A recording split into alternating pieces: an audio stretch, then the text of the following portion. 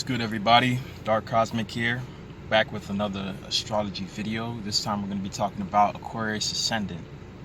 Now, this ascendant sign is one of my favorite ascendant signs other than my own, which is Sagittarius.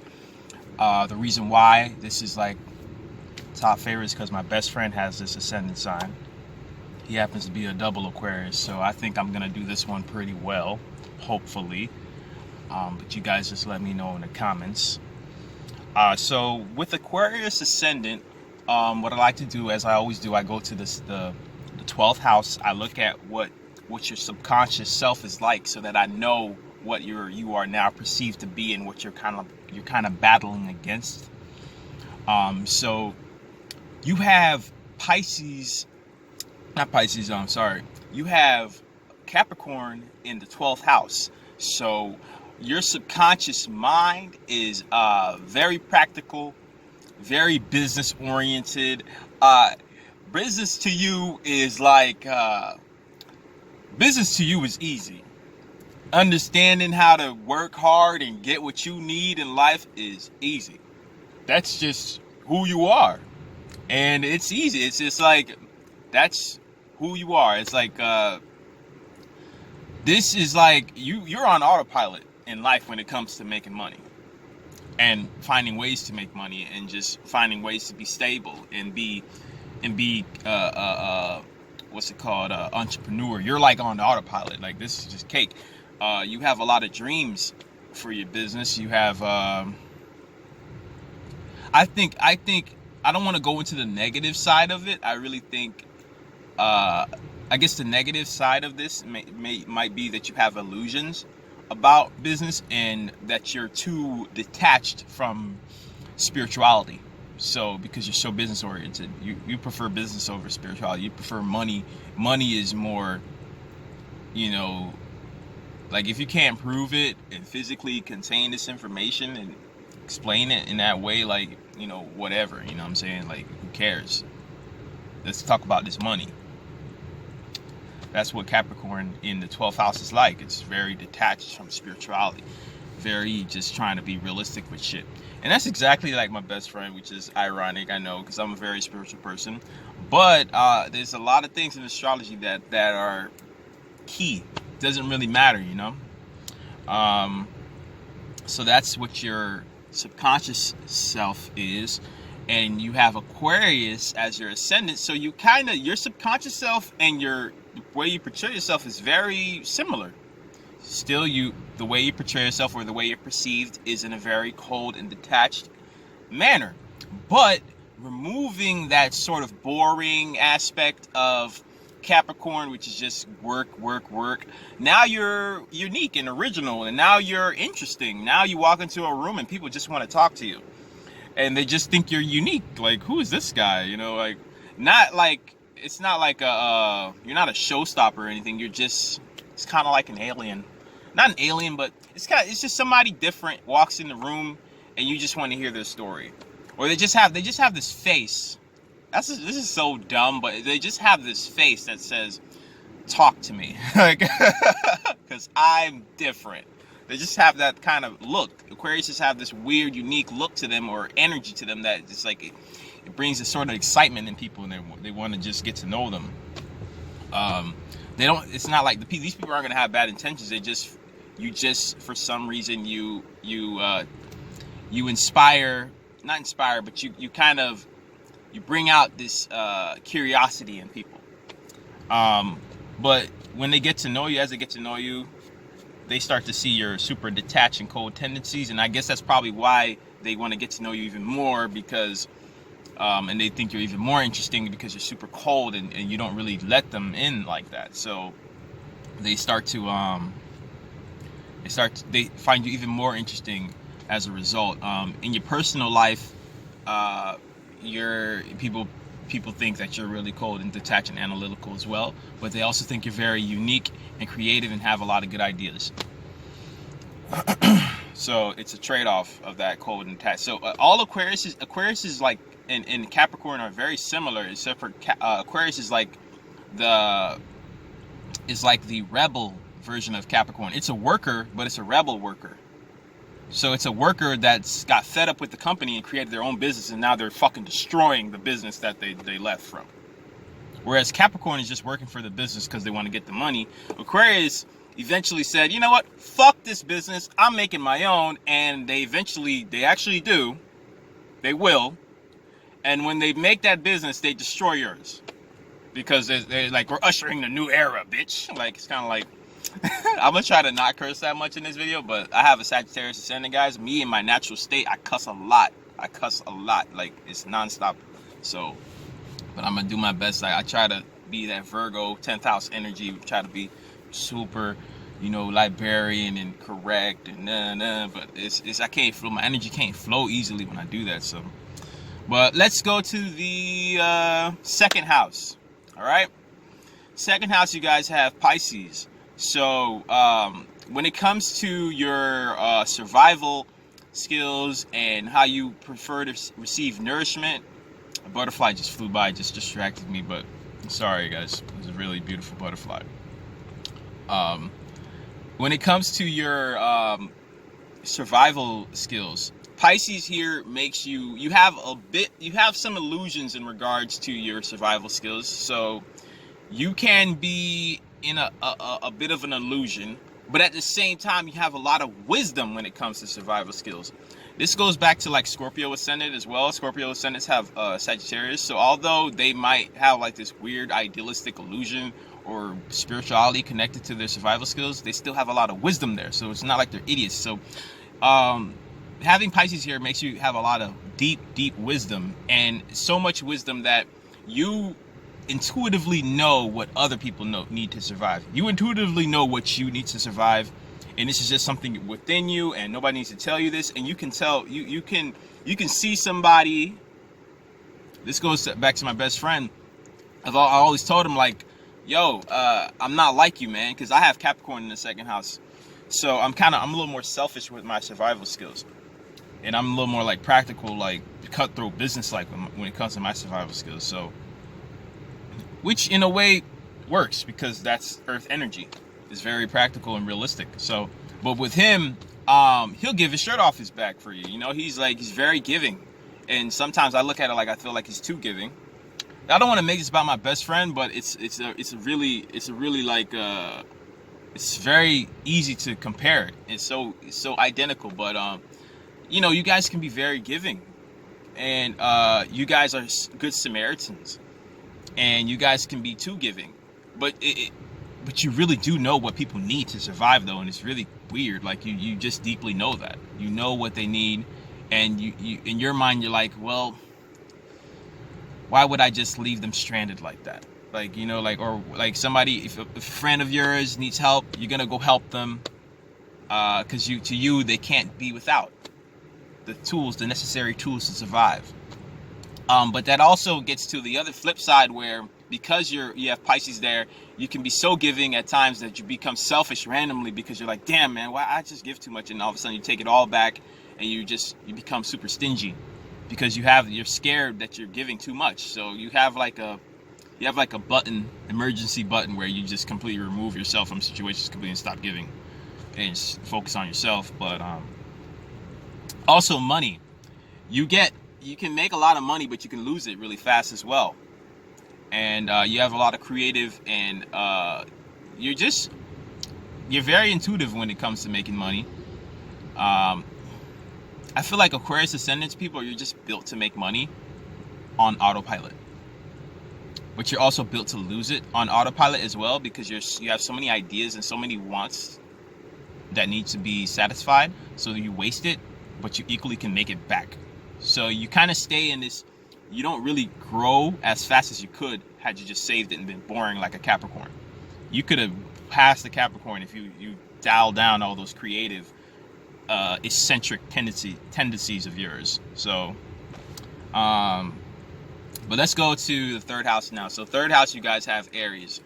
So the people in your surroundings, your siblings, they perceive you to be very aggressive and very combative and very you're probably always talking about fighting. This like, I kind of go back to my best friend, always talking about fighting somebody, very, like your temper is very like, somebody pisses you off, fuck that person. It's very like that. And people see you like that. They see war. They see the energy of Mars. Don't fuck with me. I'll beat your ass. Like, that's what they see in the third house. Even your siblings see that. You can intimidate your siblings. You can intimidate the people in your surroundings, or people in your surroundings want to fight you.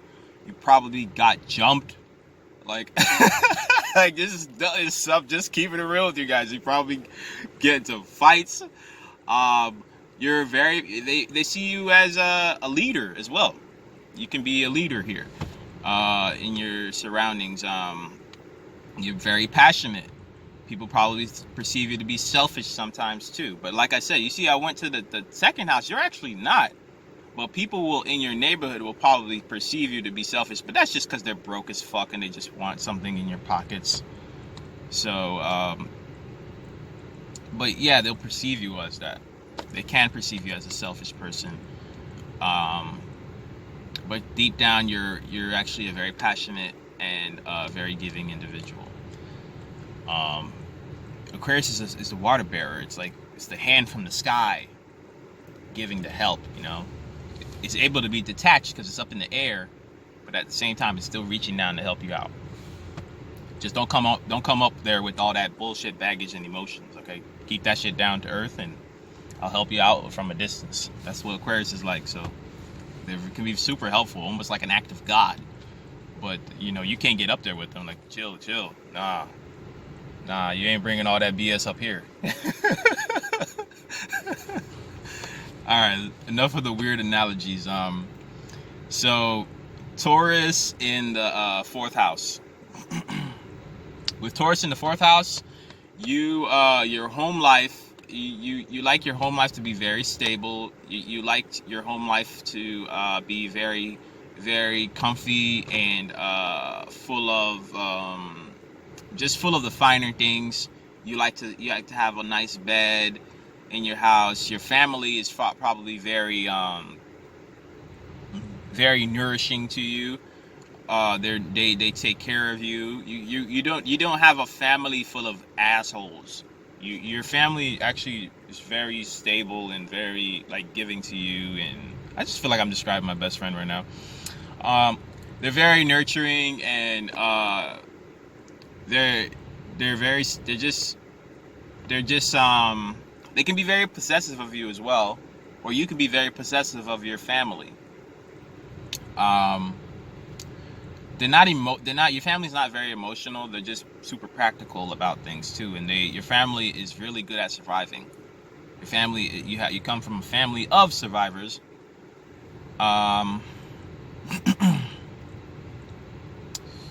And you guys make a lot of money together and know how to build stability together. I feel like I'm just describing my best friend again. So let's go to. Let me go back to. So Taurus is a mother energy, is a female energy. So in the fourth house, the survival of your mother is very important to you. Your mother's survival is very important to you. Your sister's survival is very important to you. So you might look out for your sisters, or you might look out for your mother, and that is really, really important to you. Super important to you. And vice versa. They find your survival important as well. Sister and mother. Okay. Because Taurus is a Venus sign. So you have that interaction with the female, the opposite sex. When it comes to survival, it's held in very importance. You guys look out for each other. Gemini in the fifth house. So when it comes to your entertainment and what you perceive to be romantic, the bullshit, that's what entertains you. You guys are like Joker. You guys like to have you guys are like Jackass Joker. You guys like to send dumbass memes. You guys like to fuck around, play pranks on your friends. You guys just like to be these little, just doing all kinds of dumb stuff and joking around all the time. That's what's romantic to you. That's what you guys find entertaining. and you need a partner that you can go on adventures with, where you guys can just do the dumbest stuff together and laugh about it and laugh at each other and probably film each other doing the dumb shit you're doing, and then talk about it and make fun of each other later on. That's your entertainment. Not only that, you guys, what's entertaining to you guys is communicating. You guys like to talk. You guys like to read a lot. You guys like to travel to maybe anything local. You guys like to do local traveling. You guys like to you guys like when I say local traveling, you probably have like your city. You know your city very well, and you know every place to go that's fun for you. So in a romantic relationship, that's basically how your romantic relationships would go, or how you would love them to be, is for you guys to just have all these spots where you guys like to hit up and just have fun and act weird and do all this dumb shit, prank each other and this and that, and that's what's entertaining to you. What else? You guys might like to write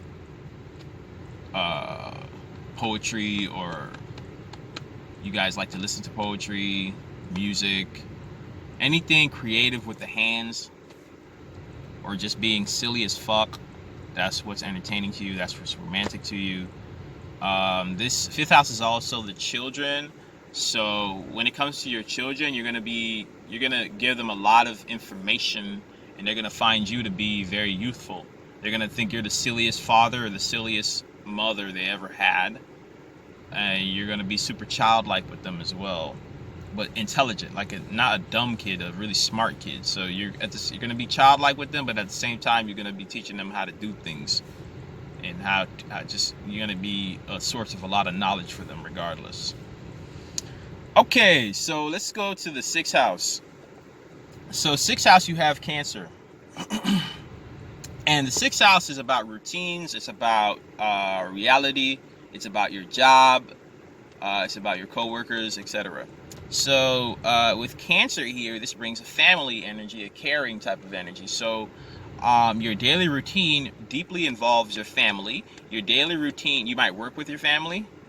I feel like I'm describing my best friend. This is so weird. But you might work with your family. You might, you're deeply involved in the health concerns of your family. Your family is super intertwined with your daily routine. I don't know if I already said that. What else? Your coworkers are your family members. Same thing, I guess. What else? Or you just prefer, you would like that to happen. You would like for your family to be your co-workers, and you would like your family to be a part of your work life, or you would like to build a business with your family. And that's what you want, or people that you perceive to be your family. Whoever you call your brother, whether they're black, white, straight, or gay, whatever, this is your family, and you want them to be a part of the business. That's who you want, and you really care about these people. You care about the individuals in your daily routine. You really care about your daily routine, and this is a very emotional thing for you. The daily routines that you have with your family members, or the people that you perceive to be your close family members, the stuff that you guys do together all the time, you really care about this, and this is really emotionally nourishing to you. So let's go to Leo in the seventh house. Leo in the seventh house makes you, 'cause the seventh house is like, it's about relationships, it's about partnerships, it's a Libra type of energy.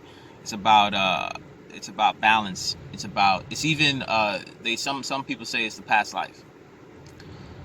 So here, when it comes to relationships and partnerships, you want somebody that's super entertaining and silly and speaks their mind and is wild, and like, again, I have a Leo moon, so with my best friend, the reason why we're so cool is because I can be a dramatic ass person sometimes and just be on the bullshit with the person, with him as well. And so that's why we could be good friends in that aspect. So Aquarius ascendant people, they really desire somebody that has like these super entertainment qualities, so that their life can be full of the bullshit fun that they like to have. And so And when it comes to relationships, you want a partner, or you attract partners that want to be center stage of your life and want to be the most important thing. Now, this could irk you because you have that Aquarius nature where you're super cold and detached, and you're like, why this person's so selfish and wants to be the center stage all the time? But at the same time, you love it because you're so giving, because you have all this stuff to give anyway. So you're like, ah. So the key here is to find that selfish center stage person that is good like you. Even though they have that quality, they still are a good person at heart, and they still want to be giving, even though they still have that selfish aspect, but they're still giving and they're still a good person. So find that. Don't just settle for any selfish bastard or selfish bitch, okay? I'm cursing so much in this video. Oh my gosh. I'm sorry, guys. Not really. You guys are Aquarius ascendants, probably don't give a damn. You guys probably think this is hilarious amount of times I'm cussing in this video, because I just said I'm not gonna cuss. So but yeah, you get really passionate when it comes to relationships as well. So it's kind of, you lose your cool in relationships. You can really lose your cool, because you're super fixated on them. But yeah, ideally, somebody with Leo type of energy who's in the entertainment arena, in the art arena, or just somebody who's really prideful, self-centered, egotistical, is actually kind of what you're looking for, because you kind of lack that. What else? And you have like the partner that you're gonna attract, the relationship partner you're gonna attract, you're gonna be super like sexually attracted to them. Super sexually attracted to them. All right. Anyway, Virgo in the 8th house. So when it comes to sex, you guys can be super judgmental. Every time I think of these things, I think of my best friend. You can be super judgmental when it comes to sex. Like, you can be like, I was having sex with that girl, or sorry about that. You could be having a sexual relationship with somebody, and you could be like, wow, when I looked at their feet, oh my God, their feet were horrible. And that could ruin it for you. Or the way they talk. Anything you can find. Anything you can find, and that person's trash. So you guys are super judgmental when it comes to sex.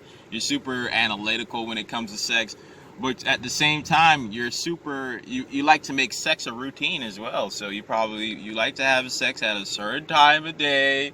And sex is going to be a part of your daily routine. Fucking and having weird things to do when you're having sex. Could be a part of your daily routine. What else? And the 8th house is not just about sex. The 8th house is about possessions. It's about transformation. So your daily routine can transform you. Thinking about reality, or aspects of reality, I guess, can transform who you are. What else? Virgo is like it's a sign of being an asset. It's a sign of health. So you might, let's see here. You might receive a lot of health. Like, you might receive you might get people into your life that are always trying to help you out with your health. What else?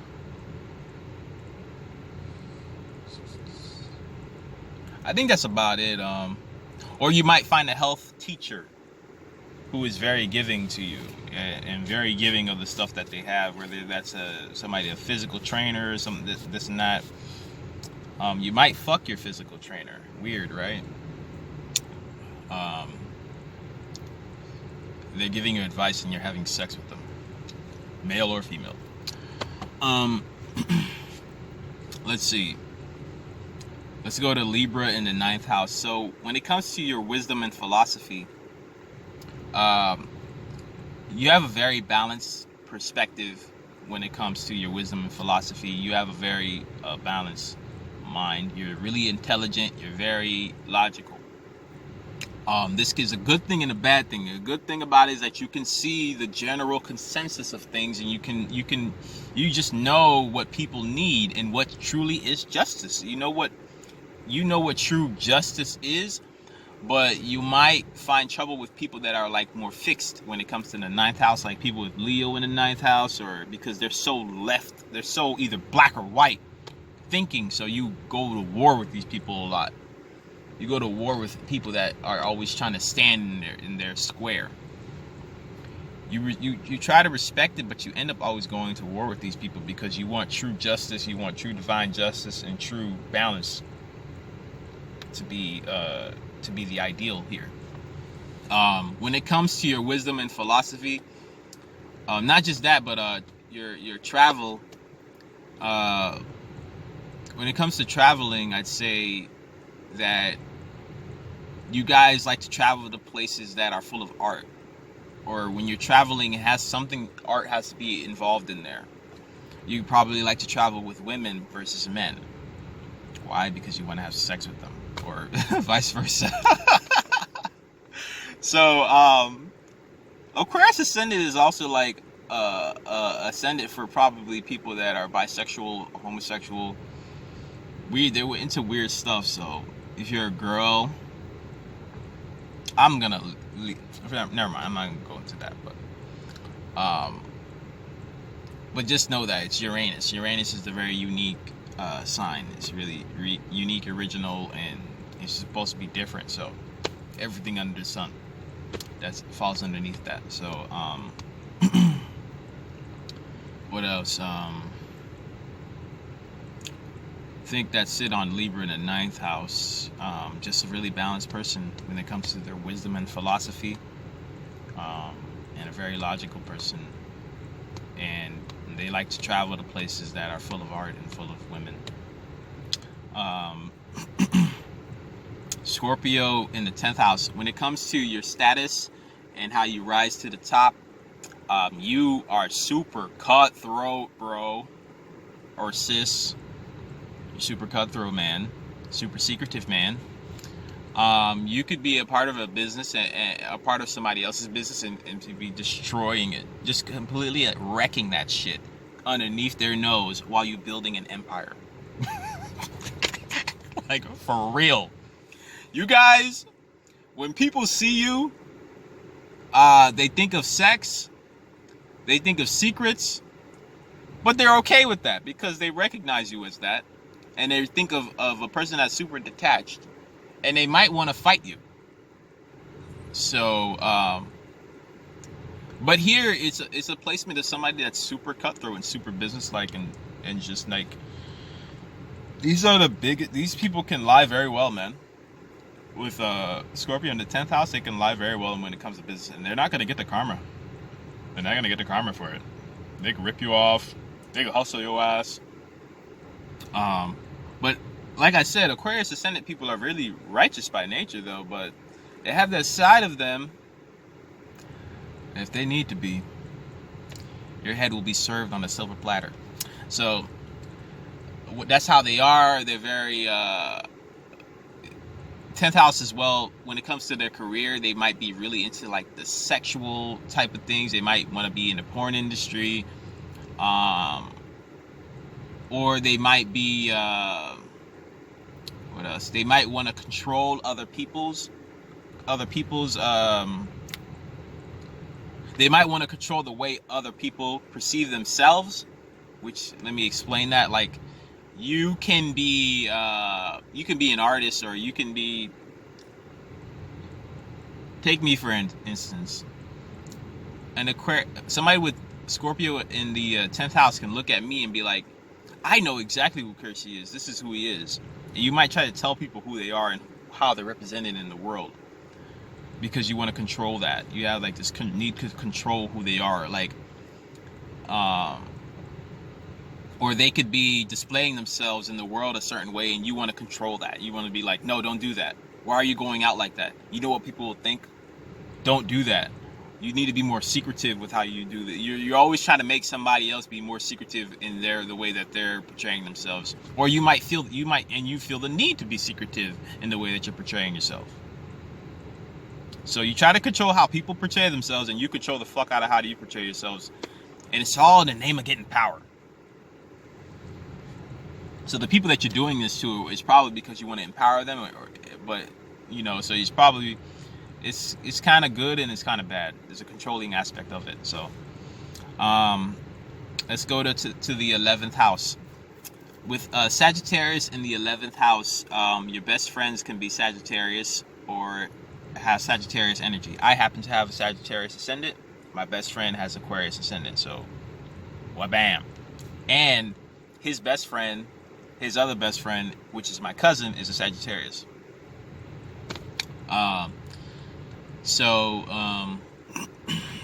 There you go. Or when it comes to groups and organizations, you like to be a part of groups and organizations that are about travel. So you might join a group of people that like to travel. You might join a group of people that are really into philosophy and higher learning and wisdom. And like, I wouldn't be surprised to find you in a group, like a travel group, like a bunch of people that like to go backpacking and adventuring and doing all these hiking things, traveling the world and stuff, and you guys are all just doing that, and that's life to you. You want to be a part of stuff like that. Let's see. Let's go to the 12th house. So 12th house, I already explained that, as Capricorn. Subconsciously, you are very you're very practical. You can be very boring subconsciously, and sometimes overly realistic, because 12th house is Pisces energy, so there's spiritual nature here, but you kind of remove that, and you'd rather be practical and be about this money instead. Fuck that spiritual talk, nigga. Let's get this money. So that's how you are in the root of who you are, and there's nothing wrong with that, guys. There's nothing wrong with that. We all have our path. So this has been my Aquarius Ascendant video. I cuss like a sailor in here, so let me cuss one more time. See you bitches later.